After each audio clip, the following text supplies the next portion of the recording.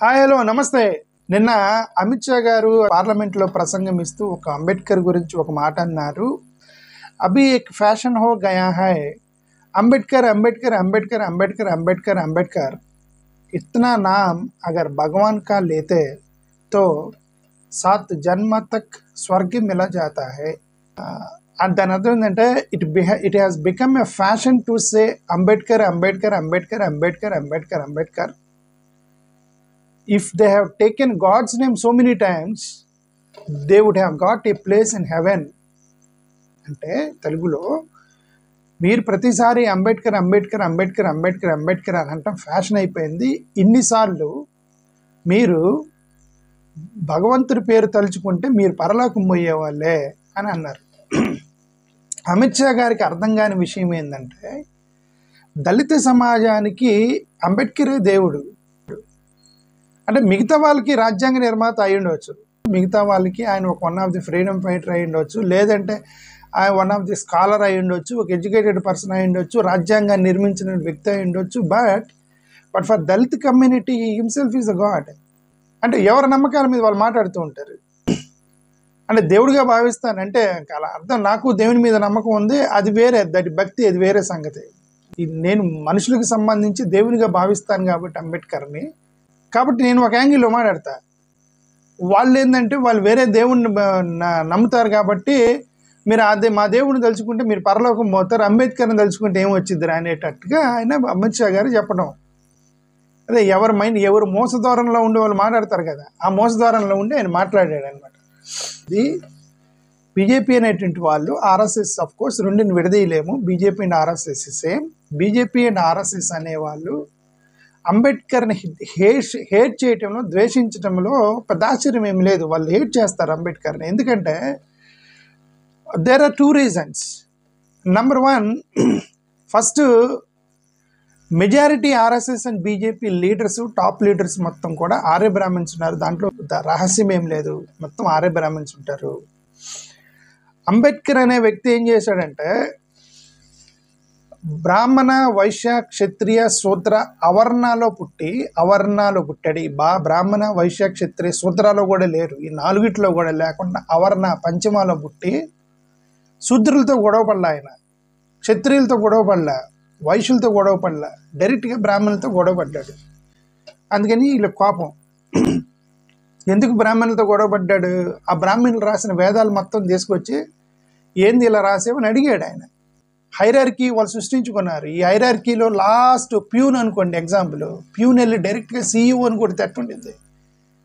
ఈయన ఈ అవర్ణ వెళ్ళి శూద్రుడితో గొడవపడలేదు, పైన ఉన్నటువంటి క్షత్రియుడితో గొడవపడలేదు, పైన ఉన్నటువంటి వాళ్ళతో డైరెక్ట్గా బ్రాహ్మణులతో గొడవపడ్డాడు. పుస్తకం తీసుకుని పోయాడు, ఇట్లా రాసేవేంటని. హైరార్కీలో లాస్ట్ ఎంప్లాయీ పోయి కంపెనీ ఓనర్తో గొడవ పెడతానే ఉంటుంది, అలా గొడవపడ్డాడు. కాబట్టి వాళ్ళ కోపం. ఆబ్వియస్లీ అంబేద్కర్ అంటే కోపం. ఎందుకంటే వీళ్ళకి ఆయన డైరెక్ట్గా వెళ్ళి వేదాలను క్వశ్చన్ చేశాడు ఆయన. ఆబ్వియస్లీ కోపం ఉంటుంది, దాంట్లో ఆశ్చర్యం ఏం లేదు. ఓకే. సెకండ్ది, ఇప్పుడు ఈ బీజేపీ వాళ్ళకి ఫండమెంటల్ దే ఫాలో ఆర్ఎస్ఎస్కి సంబంధించినటువంటి ఐడియాలజీ ఫాలో అవుతారు కాబట్టి ఈ 3 రంగుల జెండా మీద వాళ్ళకి ప్రాబ్లం ఉంది, 3 కలర్ మీద ప్రాబ్లం ఉంది.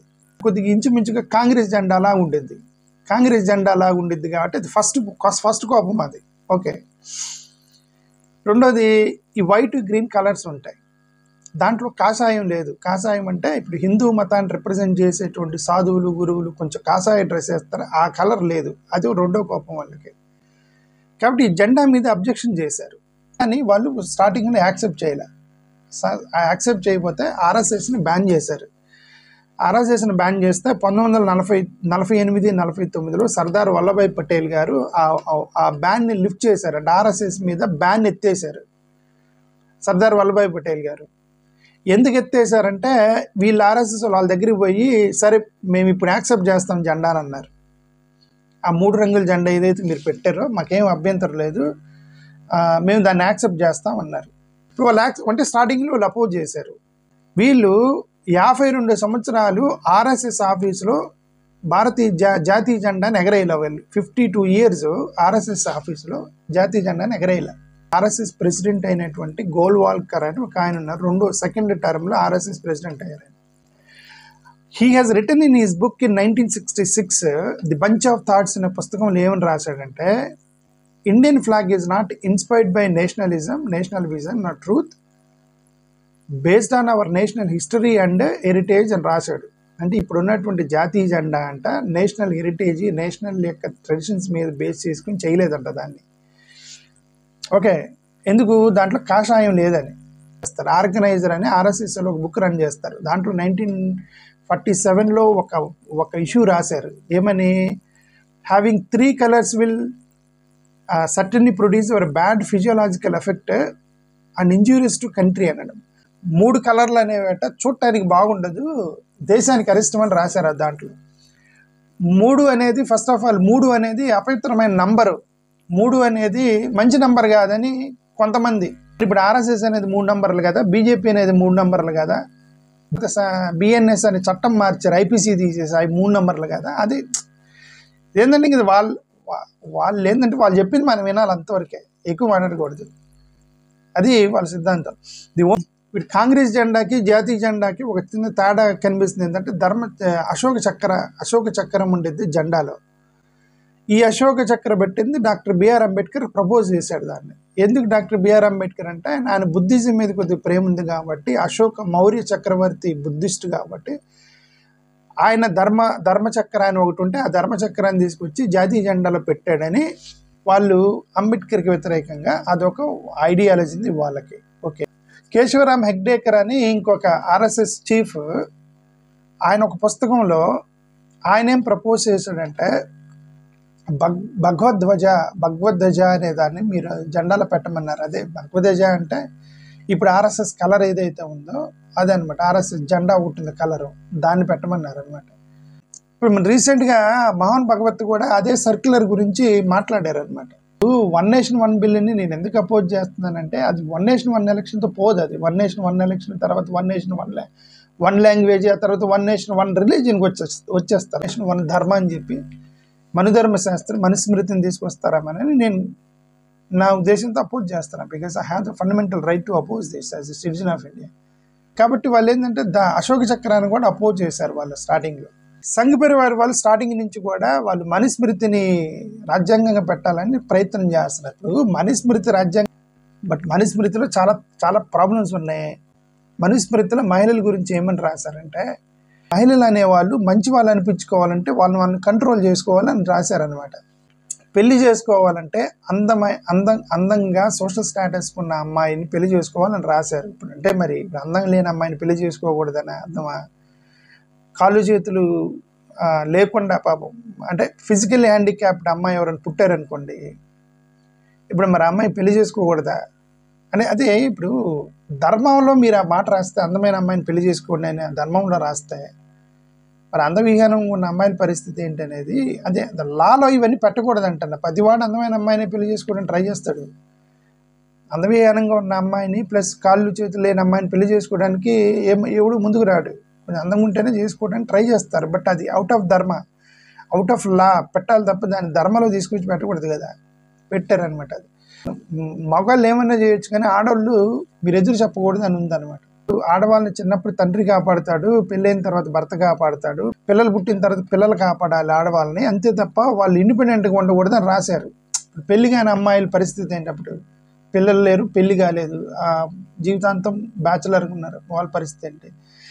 డబ్బులు కలెక్ట్ చేసి జాగ్రత్తగా లెక్క చూస్తూ ఉండాలి, ఇంట్లో వంట వండుతూ ఉండాలి, ఇళ్ళ పనులు చేసుకోవాలి, అదే మహిళ బాధ్యత అని రాశారనమాట. ఉమెన్ అనేది సెకండ్ మ్యారేజ్ తీసుకుంటే ఈ ప్రపంచానికి అరిష్టం అని రాశారు. భర్త ఎంత ఈవిల్ ప్యాషన్కి గురైన అంటే తాగిన గంజాయి తీసుకున్న, డ్రగ్స్ తీసుకున్న, ఎంత చెత్త పని చేసినా సరే అతను రెస్పెక్ట్ చేయాలని రాశారు. ఓకే, అదే భర్తని శారీరకంగా సుఖపెట్టాల్సిన బాధ్యత భార్యదే అని రాశారనమాట. మరి ఇంకా భార్యని సుఖపెట్టాల్సిన బాధ్యత భర్తకు లేదా అనేది క్వశ్చన్ మార్క్. ఓకే, అదే ఇదంతా ఏంటంటే ఉమెన్కి ఇన్స్ట్రక్షన్స్ ఇచ్చారు.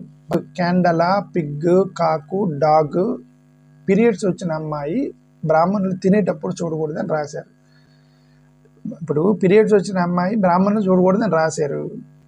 శుద్ధిని చూడొచ్చా తినేటప్పుడు? సైంటిఫిక్గా పీరియడ్స్ వచ్చిన అమ్మాయి తినే వాళ్ళ దగ్గర ఉండకూడదని ఏదో సైన్స్ తీసుకొస్తారు వీళ్ళు ప్రతిదాన్ని. సరే సైన్స్ అనుకోండి, మరి శూద్రుని చూడొచ్చా? ఎందుకు బ్రాహ్మణ్ణే ఎందుకు చూడకూడదు అనేది question mark. Okay, question mark. ఇవన్నీ అంబేద్కర్ అడిగాడని చెప్పేసి వీళ్ళకి కోపం అంబేద్కర్ అంటే. ఇంక బ్రాహ్మణులు ఎవరైనా శూద్రులను పెళ్లి చేసుకుంటే ఇక వాళ్ళు బ్రాహ్మణ స్టేటస్ కోల్పోతుందని రాశారనమాట.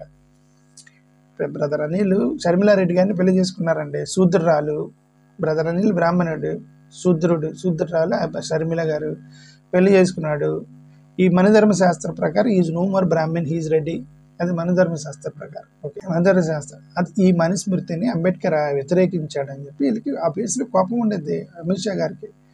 సరే ఏదేమైనా సరే మేము అనేది ఏంటంటే అంబేద్కర్ అనేది ఫ్యాషన్ అయిందంటే మరి అదే ఫ్యాషన్. మరి మాకు అది అంబేద్కర్ పేరు చెప్పుకోవడం ఫ్యాషన్. అది ఫ్యాషన్ కాదు, అది రిక్వైర్డ్. ఆయన పేరు చెప్పకపోతే మమ్మల్ని దొక్కేస్తారు మీరు. అంబేద్కర్ పేరు, అంబేద్కర్ చెప్పిన రాజ్యాంగాన్ని తీసుకొచ్చి ముందుకు పెట్టకపోతే మమ్మల్ని బతకనిస్తారా సమాజంలో? పేద బడుగు బలహీన వర్గాన్ని బతకనిస్తారా? అంబేద్కర్ అనేటువంటి ఆయుధం పట్టుకోకపోతే మేము అంబేద్కర్ ఇచ్చినటువంటి ఆయుధాన్ని, అంబేద్కర్ అనేటువంటి పేరును వాడకుండా మేము ఆ యొక్క రాజ్యాంగాన్ని ఇది అన్యాయం అని చెప్పి రోజు మేము అంబేద్కర్ పేరు, అంబేద్కర్ రాజ్యాంగం గురించి మాట్లాడుతుంటేనే ఇంకా తొక్కుతుంటే మమ్మల్ని బతకనిస్తారా? లేదంటే అంబేద్కర్ పేరు వాడకపోతే? అమిత్ షా గారు ఆ మాట అంటాం మంచిగా అనిపించలేదు, అందుకని చెప్తున్నా. Thank you.